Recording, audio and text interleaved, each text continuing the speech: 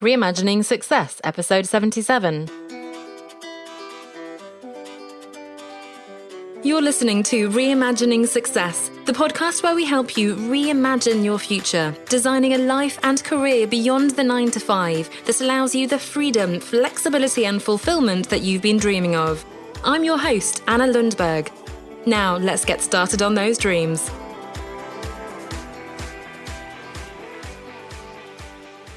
Hello there, and welcome back to the podcast.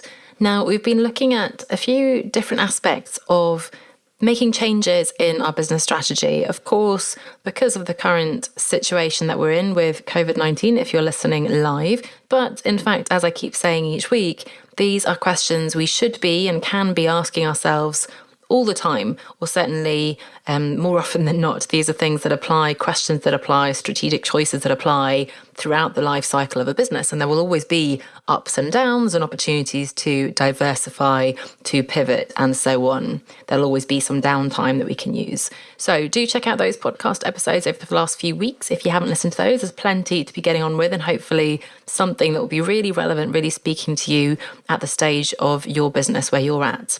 Now, this week, I wanted to answer a question that's actually come in from a couple of people in my Facebook group. So if you're not already a member, I'd love for you to join, because it's a great opportunity to submit questions and participate in free training sessions and workshops and get all sorts of other resources. Of course, mostly, or most of all, it's a place where you can meet like-minded people who are also working on reimagining success and escaping the 9 to 5 in a sustainable way. So search One Step Outside on Facebook, or you can go to onestepoutside.com/community.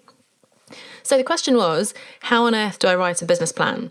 Because there are so many templates online, and I must hold my hand up here and say that I even have created my own template that I use with my clients in my programs. And so where on earth do you start? Why on earth should you write a business plan in the first place? Surely that's something you only need if you're a big formal organization looking for funding and so on. So that's what I want to talk about this week.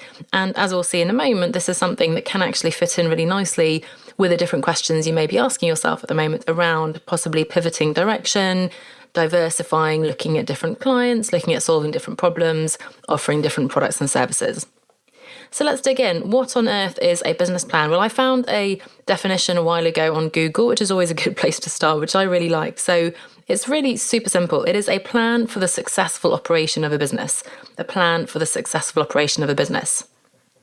And because I'm sure you know me by now, success is not just financial. So this is not just a plan for me, at least, and that's where I come in with my own version of the template. But a plan is not just going to be, this is how I'm going to squeeze every last drop of money out of the business and find the clients that will pay me the most. And I don't care at all if I enjoy the work. I don't care if it means I burn out. I don't care how it fits with my work-life balance and so on.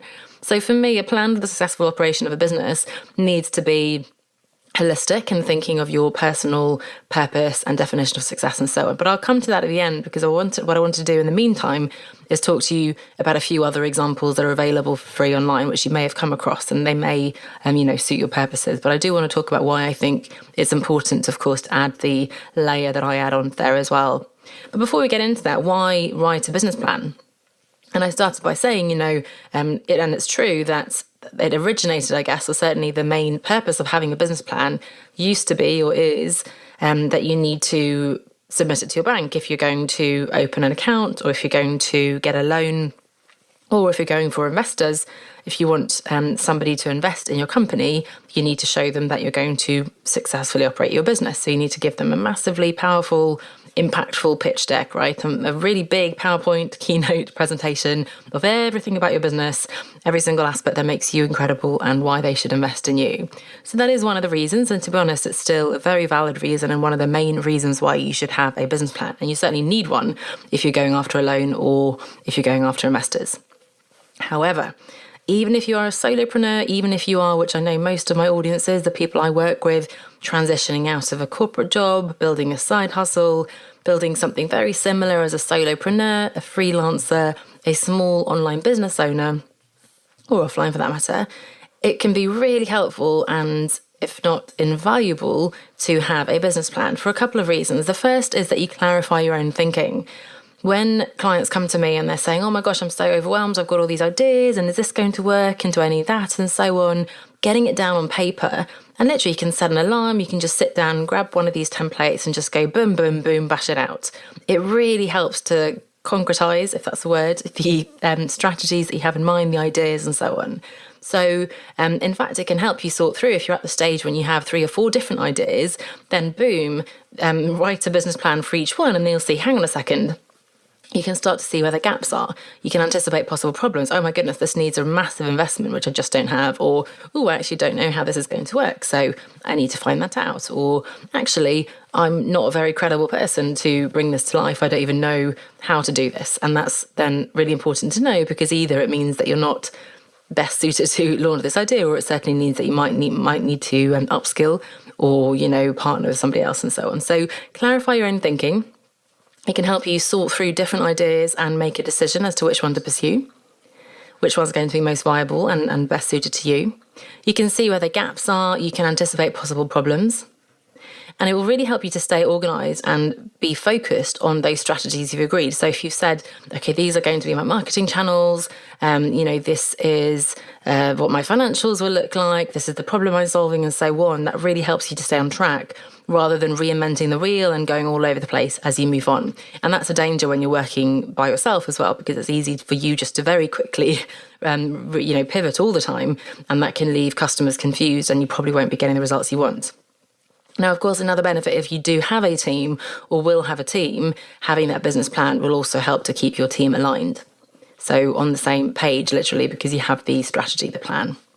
Okay, so hopefully you're, agreeing with me that it is important and valuable to have a business plan. I imagine so, since you're listening to the episode. So let's have a look at a few of the sort of best practice, examples online. And the ones I'm going to take you through, and I'll tell you already, are the Sequoia flow, or the Sequoia presentation format, the business model canvas designed by Alexander Osterwalder, and the lean canvas, which is adapted from that business model canvas by Maurya as well.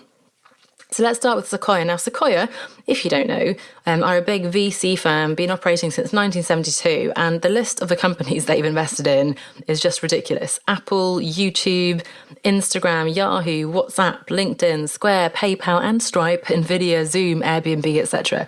I believe they missed out on Uber, which is one of their biggest mistakes ever. But as you can hear, massively successful list of companies they've invested in. So they must know a thing or two about business models, business strategies, and business plans. And for all of these, by the way, if you search Google Sequoia business plan, you'll find this right away. So I'm just going to talk you through the structure that they use, but do pull it up and have a look yourself. And if this sounds interesting to you, then that's an option for you to go with. In fact, what I'm saying now to you already is there is no right answer, as ever. There is no template which is the only business plan you should ever use. So if you are going for external investment, and certainly if you're going to Sequoia for investment, then probably the Sequoia version is a pretty good place to start. And that might look like, a keynote presentation deck, for example.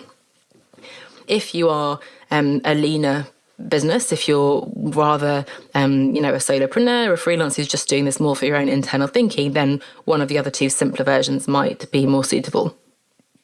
So let's go through the flow of the presentation for Sequoia, and the biggest difference, versus some of the others, and the number one thing they put, which I love, is that the first element of the Sequoia business presentation is the company purpose. So this is defining your company in a single declarative sentence. And as they say, it is harder than it looks. And it's easy just to talk about this is what we're going to do, and these are the features and so on. But this is really about communicating your mission. And I'm sure you've heard about talking about company purposes. There is, of course, Simon Sinek's famous TED Talk and book, Start With Why. People buy why you do something, not just what. And the example Simon Sinek always gives is Apple. Again, one of Sequoia's successful investments. And it's not, hey, we sell amazing computers. It's, we believe in thinking differently and being creative. Here's to the amazing innovators and an incredible design and all these things. And by the way, we make computers, but then we also make MP3 players. We make all these other things, right? So TV now and so on. So the company purpose, succinct message of this is our purpose, this is why we exist, this is why we jump out of bed in the morning to do this, this is our mission that our customers will share as well. Then Sequoia moves on to look at the problem, the pain point of your customer, and the solution. So this is, how we're going to solve this problem. So really explaining, understanding, what are the issues at the moment? Why is there no solution that's sort of solving this problem at the moment? And how, by all means, share, if you're going for investment, again, share, how you discovered this solution and why it works so well, why it's so compelling, why it's going to be enduring, and how that's going to solve the problem, solve the pain point of all these customers. Another distinctive element of the Sequoia presentation is that they ask, why now? So this is really important. So why hasn't your solution been built before? Again, I mentioned Uber a moment ago. I think both Uber and Airbnb, there were, certainly for Uber, and also, by the way, for Apple's iPod, there were alternatives out there that just didn't take off. And to some extent, they just hadn't caught the zeitgeist of of society, and people weren't ready to get into the car with a stranger. But for whatever reason, Uber kind of caught the wave at the right time. So why is this now? Is it a magical, perfect mix, perfect storm of the technology is right now? It wasn't possible before. The customer is ready because look at these trends happening. And this is what's happened maybe because of COVID-19 and the situation. This is the best time and the right time to solve this problem. And then they look at market potential. So, who is the customer? What's the size of the prize? If you ever watch Dragon's Den or Shark Tank, as it's called in America, they always ask, what's the potential? What's the size of the market? And in fact, as Sequoia say, some of the best companies do invent their own markets. It might be completely new, but it's very powerful to say, hey, this whole vegan trend is a massive growing industry. It, makes up for X amount of sales or whatever it might be, the anti-plastics movement and so on. Competition. So who are your competitors? And you need to outline, why are you better? How are you going to win against these competitors? Business model, and Sequoia calls this, how do you intend to thrive? So that's an interesting one, but how are you going to actually make money? What are your revenue streams going to be? What's your model in terms of charging money? How are you going to monetize this? How are you going to make this work? Your team. So, when you're going for investment, presenting to investors, they will be investing in you. And again, this is something they often say on Dragon's Den and Shark Tank. They're investing in you as an entrepreneur as much as they are in the idea. So what's the story? How did you guys meet if you're several founders? Who are the key team members? How do your skills complement each other? Sometimes when I mentor entrepreneurs, I talk to them and often, in fact, let's say it's a tech startup, each of the co-founders will be coming from a very similar background, which can be dangerous. That's, of course, why they come to me with the branding and marketing help needed. But if you have two similar, both personalities and skill sets, you're probably going to miss something important. So one of my, and I hope you're listening, guys, one of my favorite examples that comes to mind now are the founders of the 7 and 7 Digital Nomad Conference. They're doing a conference on each of the 7 continents over 7 years. And I spoke at the Barcelona conference, which I think was the second continent after they'd done Thailand before. And the 3 founders, they have the perfect mix of one being great at events, one being great at marketing, and then the third one being great at tech. And you can imagine they were, met together. They had that perfect blend of skills to make that successful. And they've, as a result, had a great time and, had a massive success with that. So if you can find a compelling team that really complements each other's skills, I think that's a really powerful and important part of this presentation. And then financials. So, of course, need to present your financials, your projections, and how it's all going to, what it's going to cost, and how you're going to, again, what are your revenue targets and so on. And again, if you ever watch Dragon's Den or Shark Tank, you'll hear the dragons say how unrealistic it is to say that you're going to go from, negative to 500,000, whatever, in a few months. And then finally, interestingly, they put this last, they ask for the vision. So if all goes well, and this is something I always put in my branding strategy as well, what will happen? So what is your vision? Let's assume, and they give the horizon of 5 years, but if everything goes well, if you get the money you need, if you build the solution, what does that look like? What does, your company look like? What does society look like, essentially? So that's the Sequoia presentation format. So just quickly running through it again, but I would recommend that you Google it to have a look if this is something that sounds interesting for you. Company purpose, problem, solution, why now, market potential, competition, business model, team, financials, and vision. So that's a great presentation format, the key elements to work through when you're presenting to investors. However, again, most of us are probably not going for investment, in which case I would encourage you to rethink your sort of ambition, I guess, to have this incredible fancy business plan, because it's not necessary. Now, by all means, if you want to put this together, that's great for you, and you might find it useful to share on LinkedIn, social media, on your website, and so on. However, if you are rather a solopreneur or a freelancer, again, starting small with an online business, then probably one of the one-page canvases might be a better bet for you. So I won't spend quite as much time talking through these. But again, you can Google them, you can find the templates for free, you can sign up and get more details.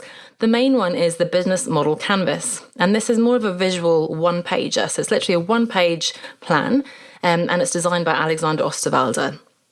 Now, it has some elements from the Sequoia plan as well, but just a few distinctions. So first of all, and if you are able to Google it and pull it up, then you can have a look with me if you want to pause and keep listening, or if you want to listen again later.